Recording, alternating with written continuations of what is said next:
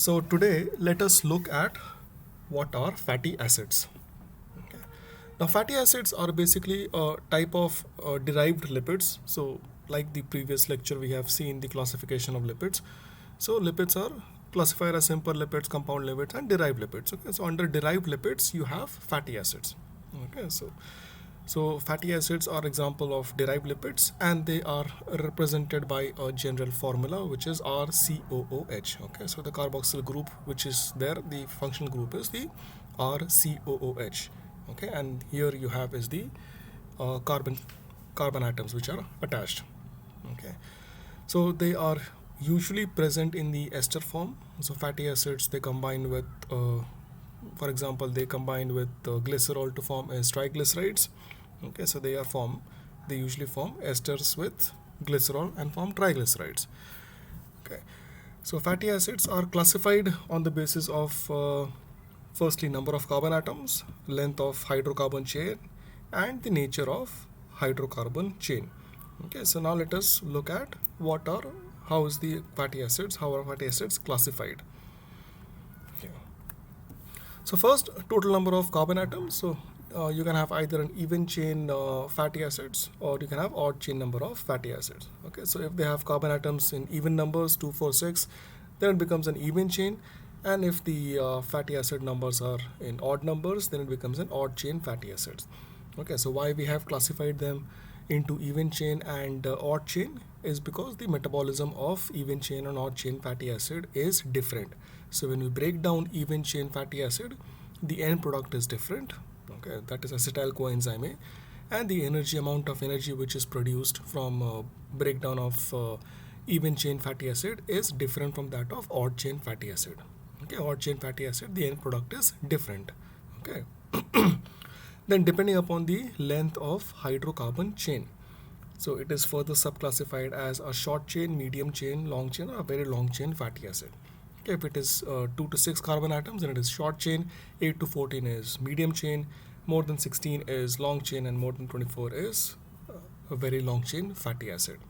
Okay, again, depending upon the length of hydrocarbon chain, if it's a short chain or a medium chain fatty acid, their metabolism is different. Okay, right from digestion. So when we consume a short chain or medium chain fatty acids, okay, in the form of butter or ghee, then they are directly absorbed. They do not require complex mechanisms for absorption. Okay, whereas long chain fatty acids they are absorbed in a different way. Okay, so what is that difference that we will see later. Then depending upon the nature of hydrocarbon, okay, whether they are saturated or unsaturated fatty acids. Okay, if they do not contain any double bond, then it is saturated fatty acid, okay, which contain only single bonds. However, in the presence of a double bond or more than one double bonds, it becomes unsaturated fatty acid. Monounsaturated fatty acid is having single double bond. Polyunsaturated fatty acids have more than one double bonds. Okay, again, saturated fatty acids have their own disadvantage. Okay, unsaturated fatty acids they have their own advantage as well as disadvantage. Okay. Then we have branch chain fatty acids and hydroxy fatty acids. So this is how the fatty acids are classified based on the number of carbon atoms, length of hydrocarbon chain, nature of hydrocarbon chain. Okay. Now let us look at what is the nomenclature of fatty acids. Okay, so the carbon atoms of fatty acids are numbered as C1, C2 starting from the functional group or the carboxyl group. Okay, so this is the carboxyl group. So the carboxyl group, the carb will have the first carbon atom, so it is numbered as 1, and subsequent the R chain or the carbon atom chain is numbered. Okay, 2, 3, 4, so on and so forth.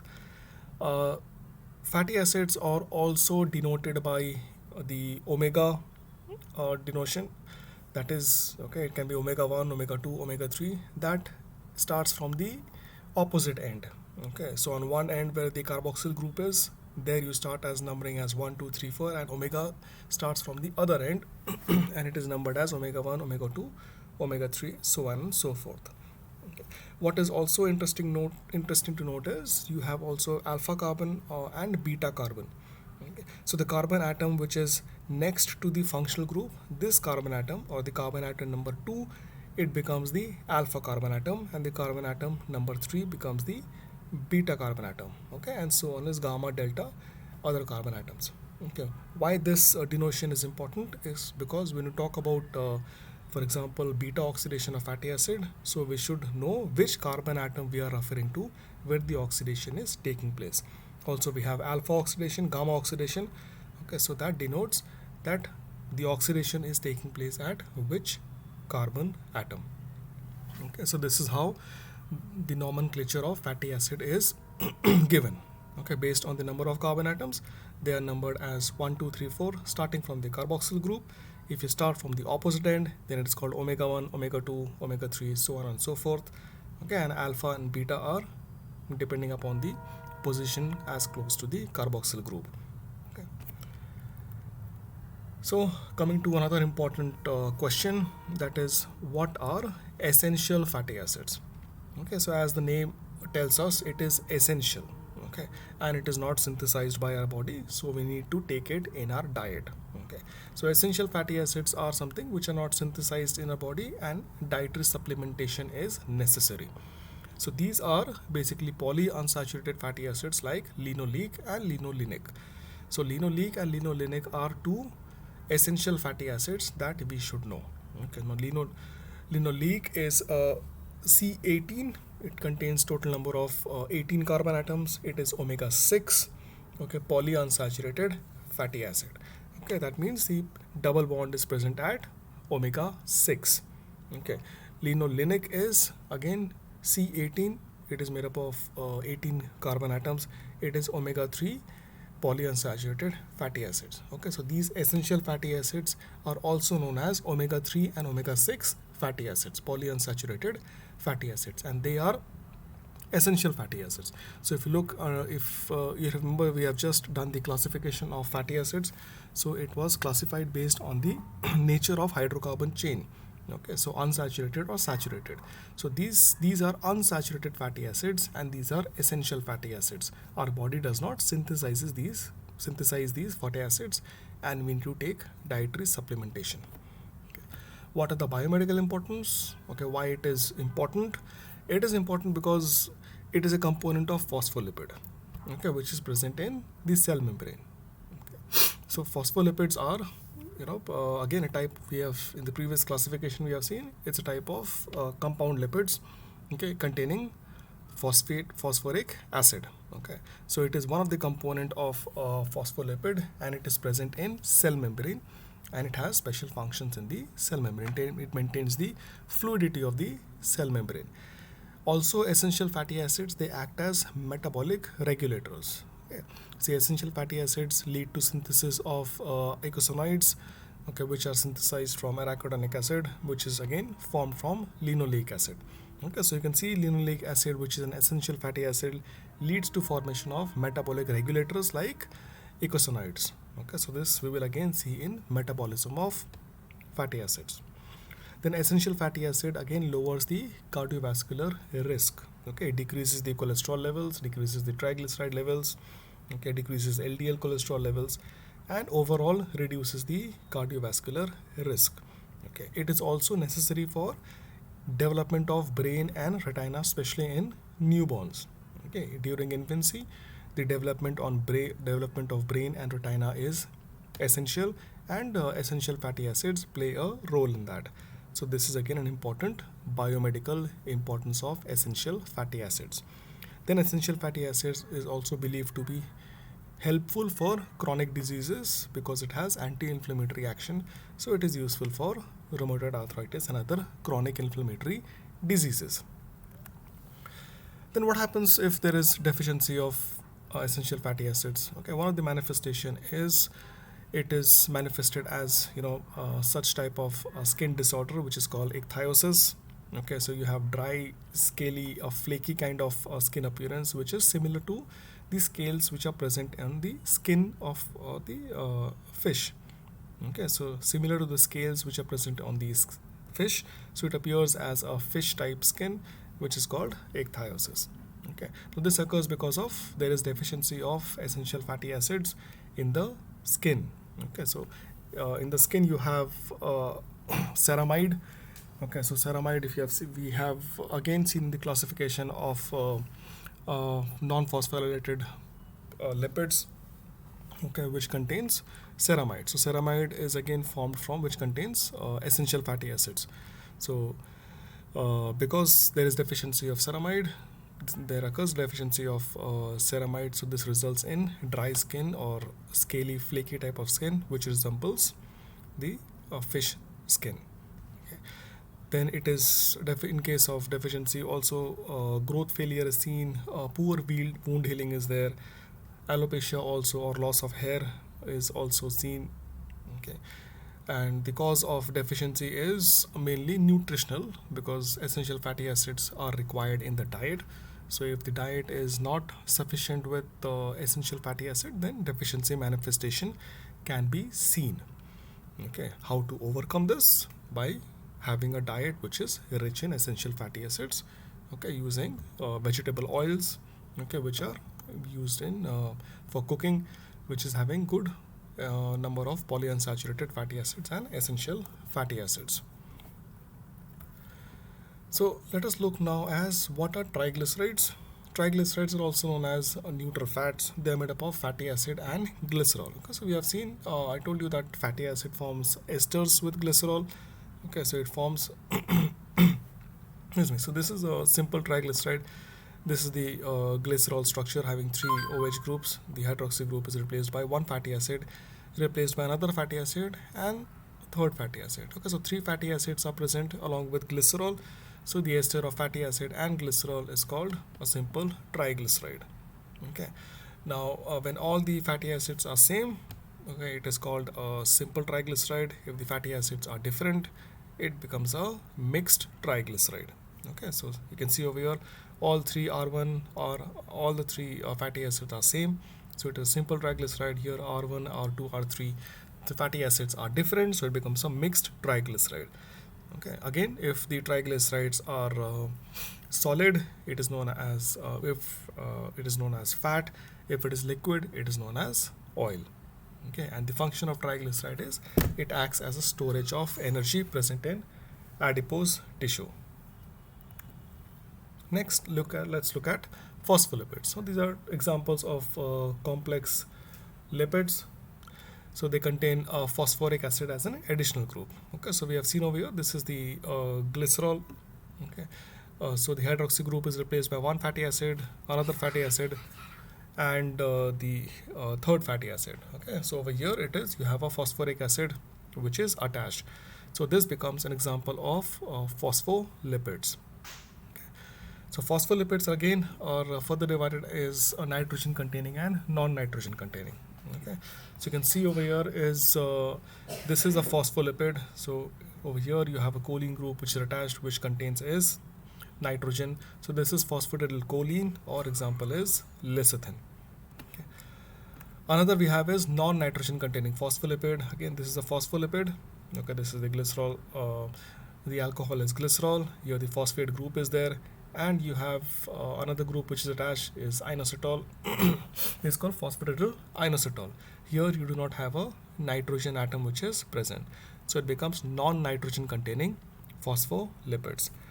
Then you have plasmalogen. Here you have is attachment of ethanolamine to a phosphate group, so this is a plasmalogen.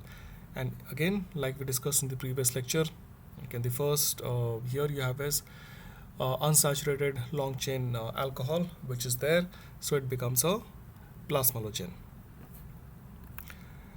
Then finally you have is sphingophospholipid. So this is also a type of phospholipid, but here the alcohol is not glycerol, the alcohol becomes a sphingosine.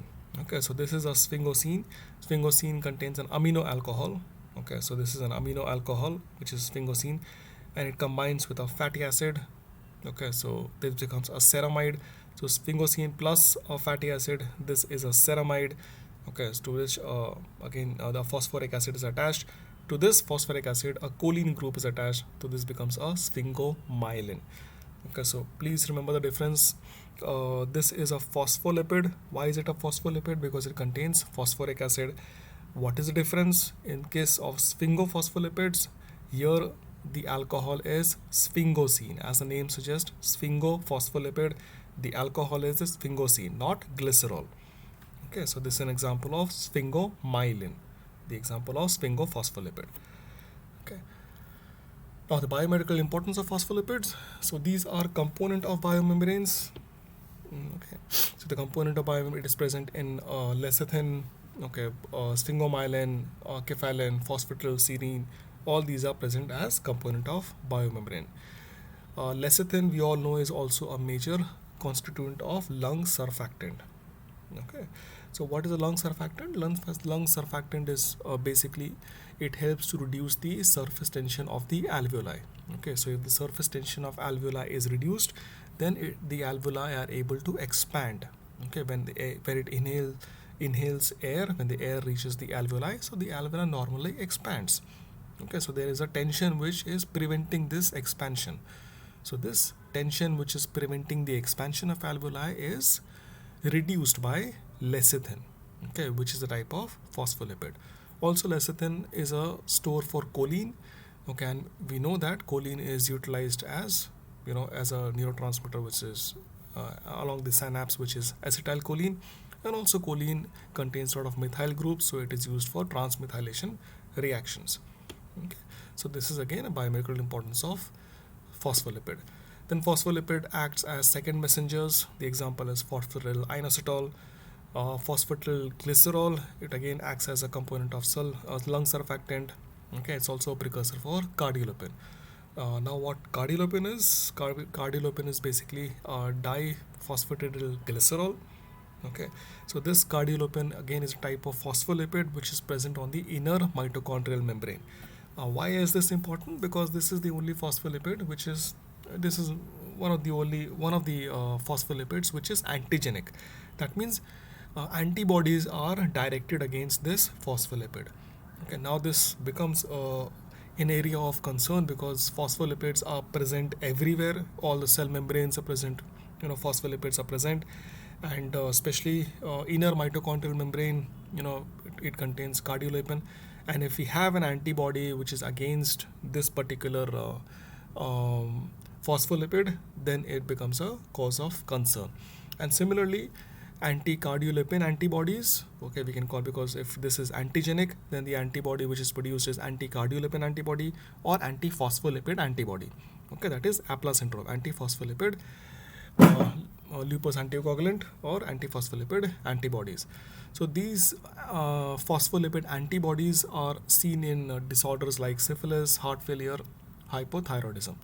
Okay, so these are few disorders in which antiphospholipid antibodies are seen. Then we have plasmalogen phospholipid, which is present in brain and heart cell membrane. Okay, and it offers protection against reactive oxygen species, okay, or free radicals.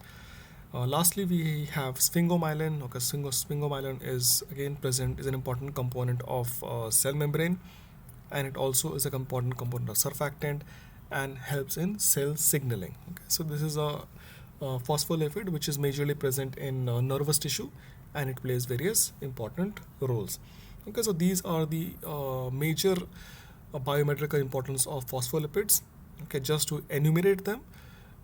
Again, we will in subsequent, when we talk about metabolism, we will discuss all these points in details. Okay, so this is why we study phospholipids, because phospholipids has significant biomedical importance. Now, what do we mean by amphipathic lipids? Because amphipathic lipid means it has both polar as well as non-polar part. Okay, so if you look over here, this is an example of phospholipid. Okay, so this is a polar, this is the head part, this is the tail part. Okay, so the head part is which is a polar, whereas the tail part is non-polar or hydrophobic. Okay, so the head part, because it is polar, it is also called hydrophilic, okay, or water loving. The tail part, which is non-polar, is called hydrophobic or does not like water. Okay, so when it is oriented, it is oriented in such a way that towards the water you will always have the water loving side. Okay, that is hydrophilic part. So the polar part, the head part, is towards the water side, okay, and the tail part is facing towards each other. So this is the phospholipid bilayer which is present in the cell membrane. Okay, so if we look at cell membrane, so this, if this is the cell membrane, so outside of the membrane again you have is an aqueous environment or water environment. Okay, so these heads, they are in contact with water. Similarly, inside the cell membrane again you have water inside, so these heads are in contact with water, and the tail, which is hydrophobic, are away from the water. So this is normal phospholipid bilayer which is present. Okay, so this is the phospholipid bilayer. Okay, it is most commonly seen in phospholipids, this lipid bilayer, and forms membranes. Okay, so this is an example how membrane is formed, phospholipid bilayer membrane. This we have seen. Then it also forms as micelles. Okay, so micelles are, you have a single layer of um, phospholipids which have form a circle. Okay, and inside they include, they do not include water. Okay, so the water is outside. So inside is, you have is something which is lipid soluble. Okay, so that is why this helps in absorption of fat. Okay, so micelles are necessary for absorption of fat. Okay, so they are fat soluble inside, water is outside. So when you have a product in which you can enclose water along with the lipid bilayer. Okay, so in this, this is produced, this is in vitro production. Okay, it is not seen inside in the body, it is produced in labs. So liposomes are produced. So liposomes are basically arrangement of the bilayer, phospholipid bilayer, such that a water component is enclosed. Okay, so this water component can be used to transport various drugs. Okay, so this is used for targeted drug therapy, liposome. Okay, it is synthesized type of phospholipids. Okay, so this is the importance of amphipathic lipids. Okay. Now let us look at sphingolipids. So sphingolipids, as the name suggests, it contains sphingosine, which is an amino alcohol. Okay, so this is a sphingosine, it's an amino alcohol. Okay, you have an amino group over here. So the lipids which contain this sphingosine are called sphingolipids. Okay, just like and if it also contains a phosphoric acid, it is called sphingophospholipid. Okay, so and this sphingosine, when it combines fatty acid, it becomes ceramide. Okay, so there are three types. One is sphingophospholipid. Okay, so this we have seen previously. So this same sphingosine, now it contains a phosphoric acid, so it forms sphingophospholipid. Then it can form as glycolipid. So glycolipid is when sphingosine, so this is sphingosine, this is fatty acid, so this becomes a ceramide. So when this ceramide is associated with a carbohydrate, it becomes glycolipid. Okay, now this carbohydrate, it can be a monosaccharide, it can be a disaccharide, or it can be an oligosaccharide. Okay, so depending upon that, it is again further classified as cerebroside, cerebroside, etc. Okay, so glycosphingolipids. Now if these glycosphingolipids also contain sulfur group, it becomes sulfatides. Okay, that is how it is classified. What are the biomedical importance of sphingolipids? Of these, the most important one is sphingomyelin. So we have seen sphingomyelin is most important type of sphingolipids, seen mainly in the nervous tissue. Okay, it is a component of cell membrane. It is responsible for cell signaling and also acts as a surfactant. Okay, we have seen all these points earlier. Glycolipids are also example of sphingolipids. They are widely distributed again in neural tissue. Okay, the carbohydrate component of cell membrane.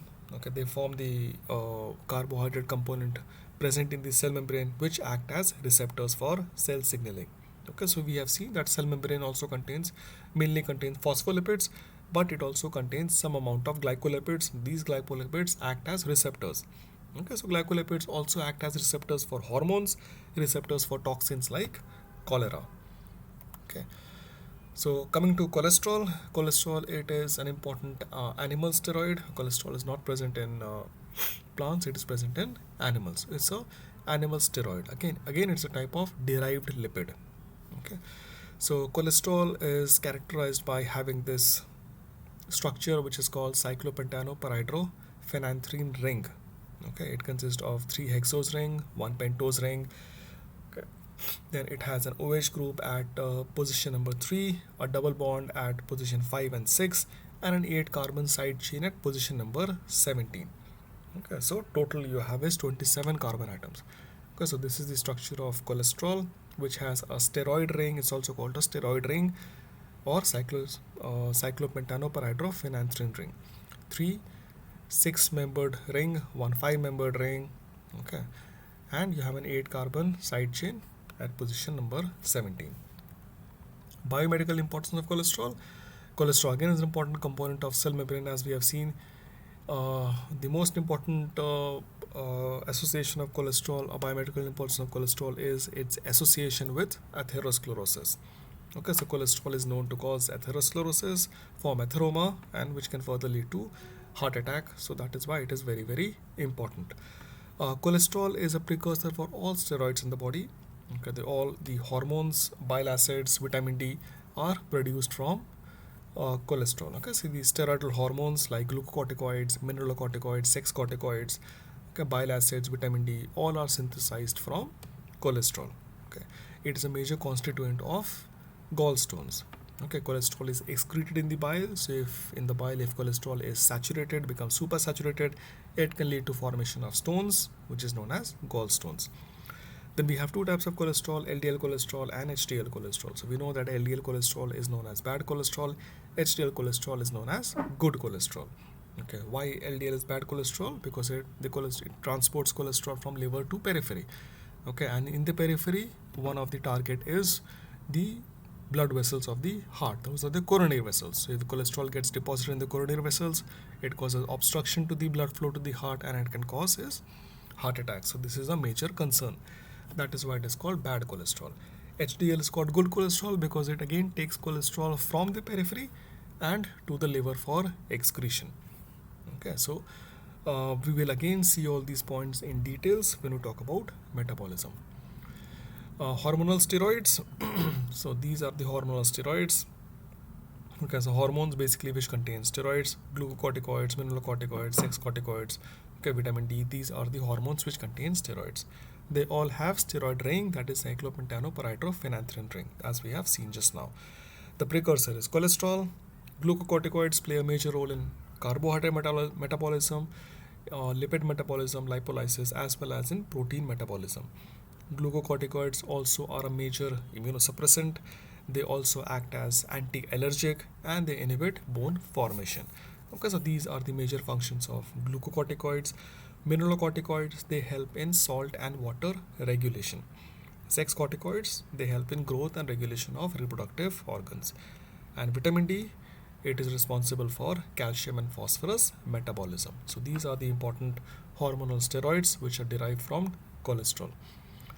Okay, so we will again continue with the lecture. We will see each part in detail when we talk about metabolism of fatty acids and lipids.